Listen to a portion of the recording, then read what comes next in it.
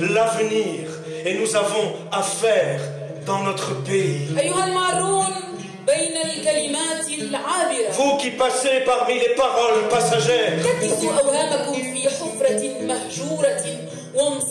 entassez vos illusions dans une fosse abandonnée et partez. Monsieur Hassan Jay, bonjour. On se retrouve après Qaïs wa Leïla, après Majnoun Leïla, on se retrouve, mais dans un autre contexte, on va dire. Donc la question qui se pose et qui s'impose, c'est l'idée, comment vous avez eu cette idée de rendre un hommage à ces poètes palestiniens en ce contexte justement assez particulier. Oui, parce que c'est quelque chose que je voulais faire il y a des mois déjà. J'ai laissé un petit peu la passion retomber. Nous avons tous été révoltés par ce qui est infligé à nos frères en Palestine et particulièrement à Gaza. C'est insoutenable. Alors je me suis dit qu'il fallait laisser la passion redescendre et être un peu plus en maîtrise, être plus informé sur le sujet, sur les différents poètes, sur ce qu'ils vivent, ces gens au quotidien, plus précisément. Et puis, donc avec la recherche, j'ai pu avoir une idée plus précise de ce que je voulais présenter sur scène aux spectateurs. Et donc, ce concept d'hommage aux poètes palestiniens s'est confirmé et précisé dans mon esprit. Et l'idée, c'est qu'on part de Mahmoud Darwish, Allah yarhamou, qui était un poète, qui est le doyen des poètes de la Palestine et pour la Palestine. Et c'est comme s'il appelait cette jeune génération de poètes à prendre la parole eux aussi. Donc on retrouve Darwish de temps en temps, et puis vous avez ces poètes tour à tour qui viennent pour soit raconter une expérience, soit parler de leurs rêves, de leurs peurs, de leurs espoirs, de leur amour pour la terre. Et il y a des nouvelles, il y a des poèmes, il y a des correspondances, donc c'est très riche, bien sûr c'est poignant, c'est bouleversant, comme vous pouvez l'imaginer.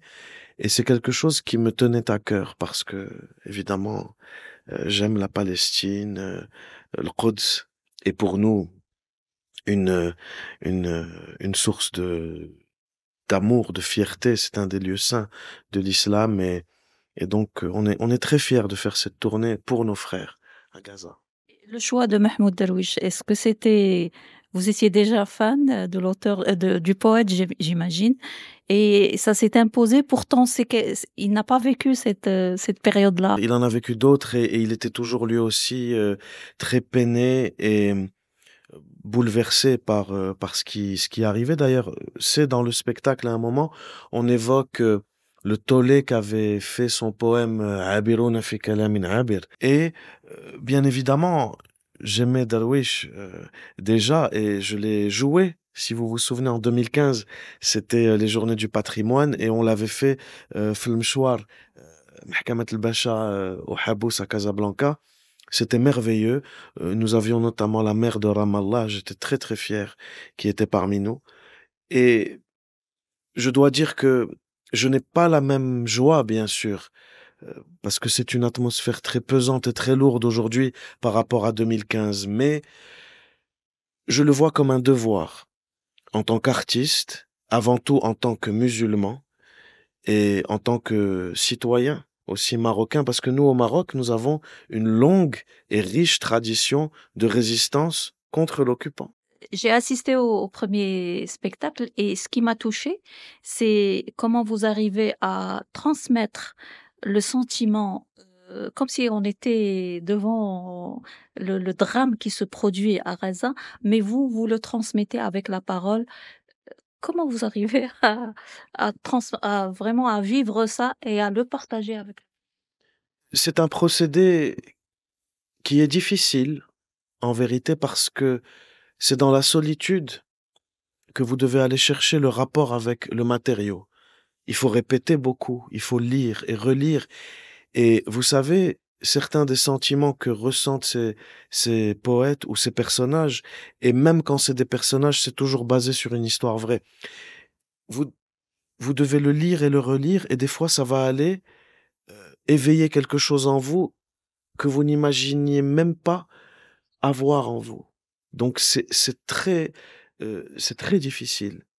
Et ça demande beaucoup d'indulgence, ça demande beaucoup de courage aussi d'aller puiser là-dedans et de le sortir et de le travailler, de le polir comme une pierre, vous savez, comme une œuvre, comme du bois, pour après pouvoir le présenter au spectateur de sorte qu'il puisse tout de suite goûter, tout de suite s'imaginer dans la situation, sous les décombres, devant l'explosion, ou avec cette maman, notamment Sabah, qui lit ce poème de Ala al-Qatarawi qui a perdu tous ses enfants sous les décombres de sa maison, et d'arriver à goûter ce qu'est le désarroi de cette mère, son désespoir, mais en même temps l'espoir qu'elle a malgré tout cela en Dieu de retrouver ses enfants dans l'au-delà. Et c'est quelque chose qui demande donc de la solitude, du travail, de la répétition, et pour être honnête, qui demande d'avoir les reins solides, parce que des fois vous lisez ça et vous sentez que vous êtes sur le bord du précipice, que vous allez vous-même en tant qu'interprète vous effondrer, mais il faut continuer. Et c'est tout ce travail qu'il faut arriver à faire. Et j'espère que je serai digne de ces poètes. Justement, vous nous avez touchés avec les mots, mais vous êtes arrivé à nous faire rire à un certain moment. euh, C'était vraiment une situation un petit peu. Oui, euh, c'est presque troublant un petit peu parce qu'on est au milieu de l'horreur, on est au milieu de la souffrance, de la cruauté, mais malgré cela, les Palestiniens ont cette capacité de pouvoir produire une satire, de pouvoir rêver, de pouvoir trouver au milieu des ruines et des décombres et de la mort une raison d'espérer, une raison de croire, et toujours de revenir à leur enracinement dans cette terre qui est qui est leur raison d'être, de vivre là où ils sont. je reviens au poème que vous avez choisi. Euh, Comment vous avez fait le choix? Ça vous a pris combien de temps pour tout lire, vous documenter et faire ces choix, juste? Eh bien, ça prend des semaines, voire des mois, quand on empile tout de bout en bout, parce que il y a deux choses. Il y a ceux qui ont écrit avant le 7 octobre. Donc Darwish, bien sûr, il est décédé en 2008, mais il a une somme considérable d'écrits. Donc déjà, il fallait replonger dans ses écrits à lui. Après, vous avez des personnes qui ont écrit, des jeunes Palestiniens qui ont écrit, je pense notamment à cette jeune génération qui a publié dans Gaza Writes Back, qui a été édité par Rifat Larir, qui est qui était, malheureusement, Allah yarhamou, il est mort en décembre dans une frappe horrible qu'il a tué lui, sa sœur, ses enfants, etc. Il était, on va dire, le nouveau doyen de cette jeune génération, parce qu'il était professeur de lettres, de littérature anglaise, donc à l'université islamique de Raza.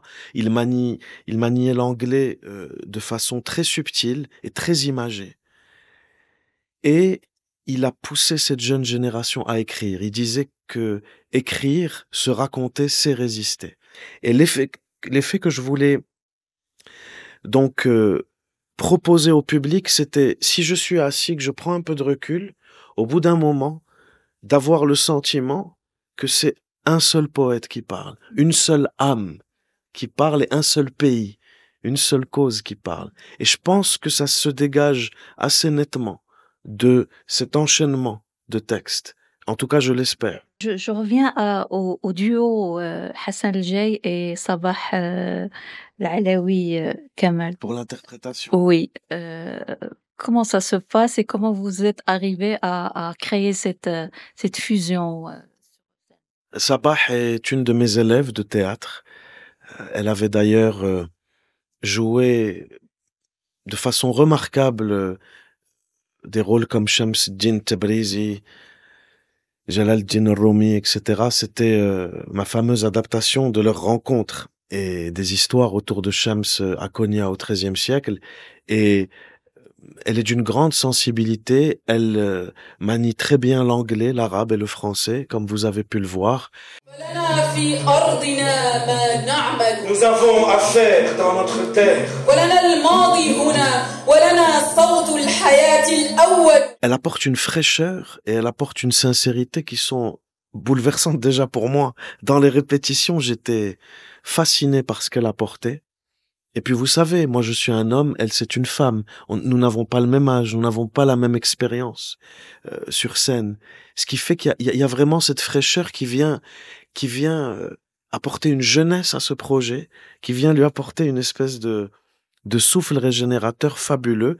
Et puis, il y a une chose qui nous aide énormément, c'est la musique de Sidi Saïd Nouir, qui est un musicien, un grand musicien marocain. Il joue depuis plus de 55 ans. Il a joué de tous les styles, avec toutes les stars internationales qui sont passées au Maroc, dans tous les festivals. Et vous savez, vous êtes en train de lire un poème ou une nouvelle ou de jouer un dialogue, et puis Saïd va prendre le ney et il va faire quelque chose. Et ça transforme votre jeu.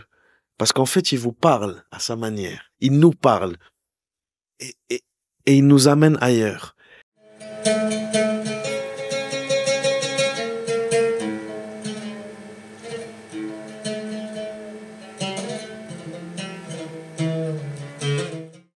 Et je pense que ça n'aurait pas la même saveur si ce n'était que Sabah ou moi.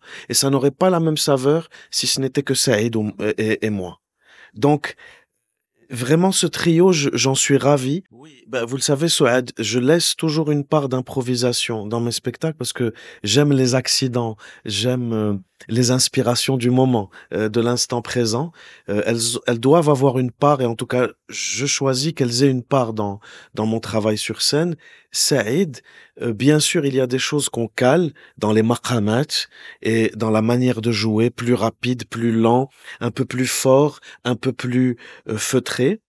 Mais bien sûr, il y a des moments, et c'est ça qui est fabuleux, c'est que quelque chose va lui venir, et bien sûr, il y a des moments où il y a certaines choses de calées, mais la plupart du temps, il sait qu'il a cette liberté aussi, quelque chose, il y a un jaillissement qui s'opère en lui, je veux qu'il mette ce jaillissement à contribution dans le moment présent. Si je vous dis que j'ai envie que vous passiez un message au défunt Mahmoud Darwish, euh, vraiment qui est un symbole de la Qadiyya palestinienne, vous direz quoi? Et on clôture avec ça.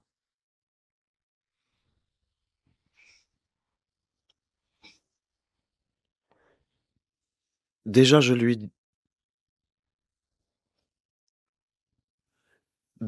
dirais que je suis indigne de son art et de la maîtrise, l'expertise et le niveau de son art. Et je le sais. Il faut savoir, il faut connaître sa place dans le monde. Et Darwish, son amour pour la Palestine, sa maîtrise de l'arabe et cette fusion des deux au service de la vérité, de la justice et de la libération du peuple palestinien, je le remercierai, je lui dirai merci de nous avoir montré la voie et de nous avoir donné une vision de l'art au service de l'amour, de la beauté, de la fraternité. Et j'espère que s'il voit ou s'il entend ce qu'on fait, j'espère que je ne trahis pas son travail, son message, et j'espère